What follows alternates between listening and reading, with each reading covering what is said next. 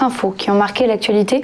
Et on commence avec les déclarations de la ministre du Travail hier sur BFM TV en réponse aux principaux syndicats concernant la réforme de l'assurance chômage. Dans un communiqué commun, ils ont réaffirmé leur désaccord avec cette réforme portée par le gouvernement, mais mise de côté avec la pandémie. Elisabeth Borne, elle, la juge toujours essentielle et même nécessaire, alors que demain, elle reçoit donc une dernière fois les partenaires sociaux sur ce sujet.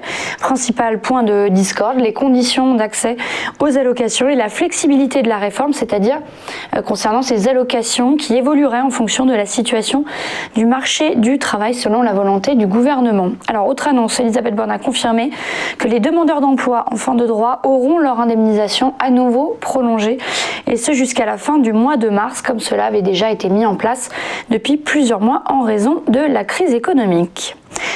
Il y a encore de l'espoir pour éviter un confinement national, selon le directeur général de la santé, Jérôme Salomon. Interviewé par le journal du dimanche, il a défendu la stratégie gouvernementale et estime qu'elle fonctionne suffisamment pour le moment et nous permet, je cite, de tenir pendant que la vaccination se déploie. L'infectiologue a également commenté la mise en place du couvre-feu le week-end et les confinements locaux.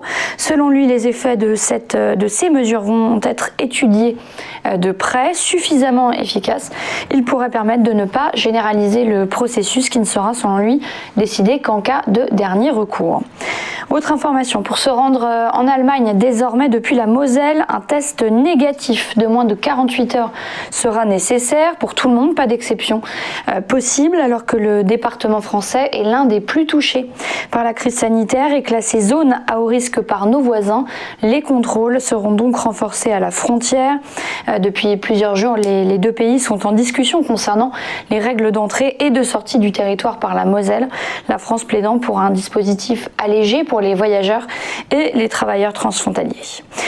Et puis enfin un mot sur une autre zone très surveillée, l'Île-de-France. La présidente de la région, Valérie Pécresse, a exprimé son souhait que tout soit fait pour éviter un nouveau reconfinement, mais je cite, elle sait qu'il va falloir prendre de nouvelles mesures. Fin de citation.